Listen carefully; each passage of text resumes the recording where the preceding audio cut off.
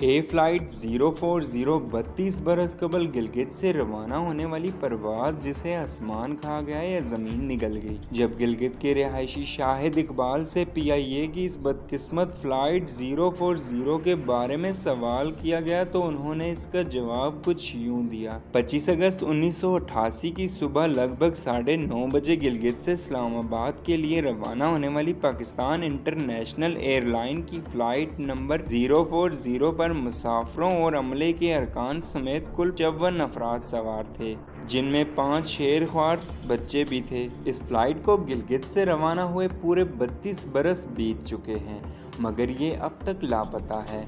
इसके बारे में कुछ मालूम नहीं हो सका कि इसके साथ क्या हुआ और किन हालात में हादसा पेश आया।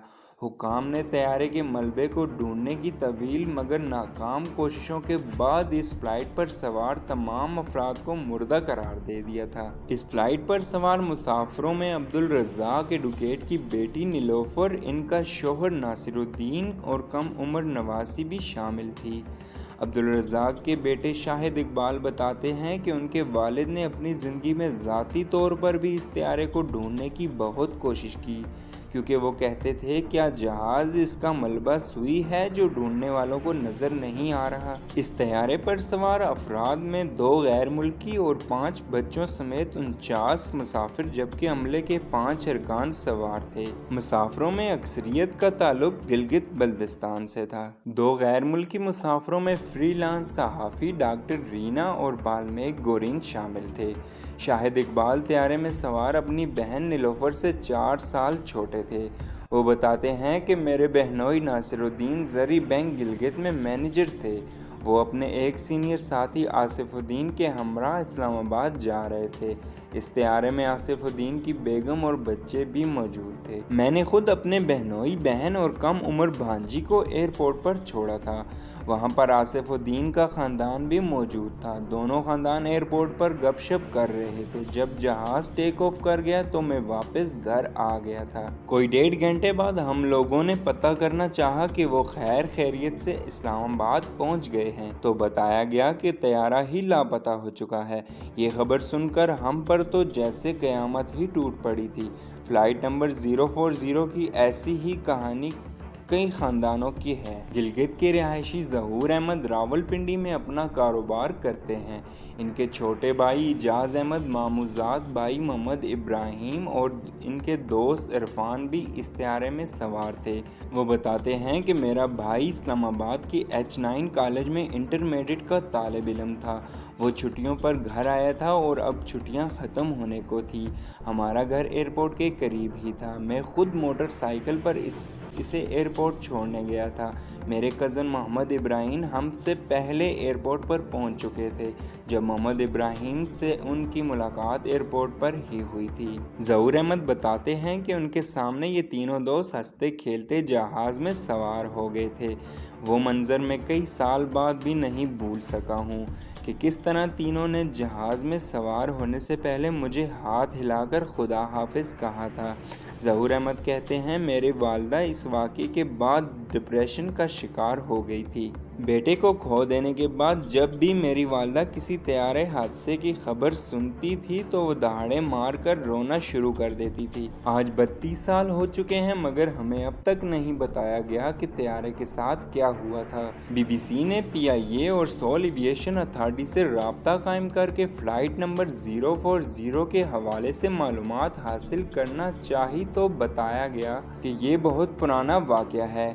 इसे फ़िलहाल इस हवाले से कोई तहकीकात रिपोर्ट रिकॉर्ड में मौजूद नहीं है। दोनों इदारों के मुताबिक वो इस फ़्लाइट के हवाले से कोई भी मालूमात फराहम करने से कासिर हैं। एविएशन सेफ्टी नेटवर्क के मुताबिक फ़्लाइट नंबर 040 एक फोकर F-27 फ्रेंडशिप तैयारा था जिसने पहली परवाज़ सना 1962 में भरी थी।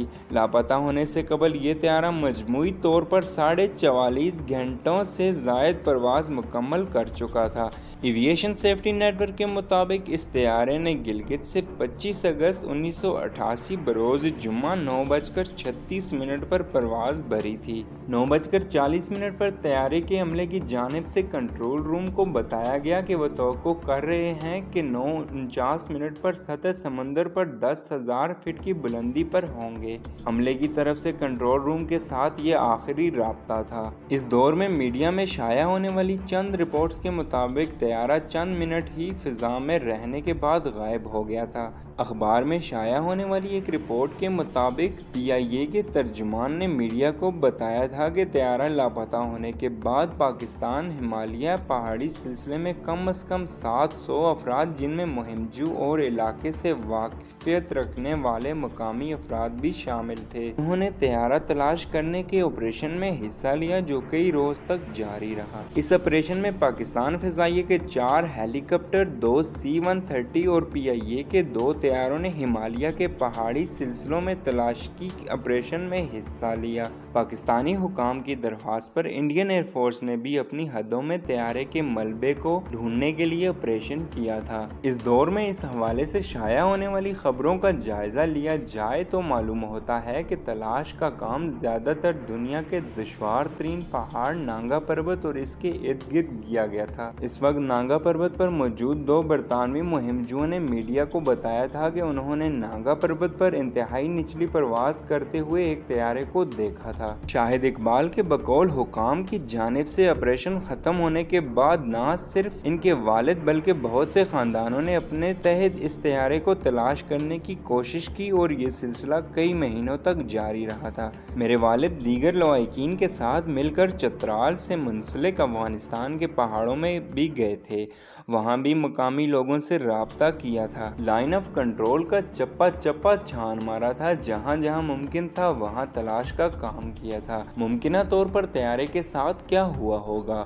پاکستان ایئر فورس کے سابق فلائنگ افسر سردار فدا حسین کے مطابق مذکورہ حادثے سے متعلق کچھ بھی یقین سے نہیں کہا جا سکتا کہ کیا ہوا ہوگا۔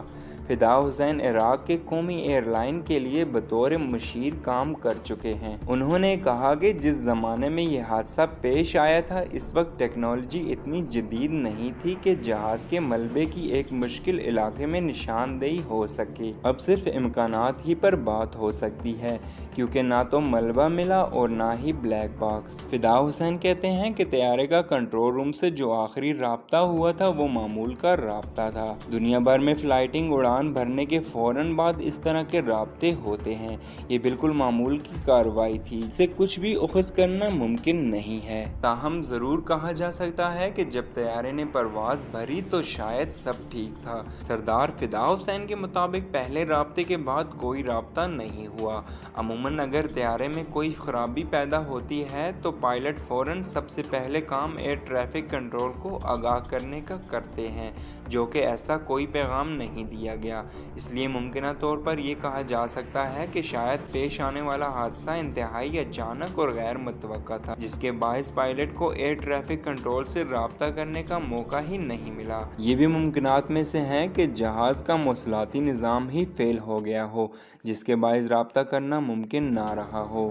فدا حسین کہتے ہیں اگر اس زمانے کے کچھ شواہد اکٹھے کیے جائیں یا کوئی تحقیقاتی رپورٹ موجود ہوتی جس میں کوئی اشارہ یا ثبوت دستیاب ہوتا تو اس کے بنیاد پر آج اس دور میں جدید ٹیکنالوجی سے تلاش کرنے کے عمل کو بڑھانے کی کوئی توقع بھی ہوتی، مگر اب یہ ناممکن ہے۔ ان کا کہنا تھا کہ نانگا پربت کے گلیشیئر اور برف پر طیارہ تلاش کرنا آسان نہیں رہا ہوگا۔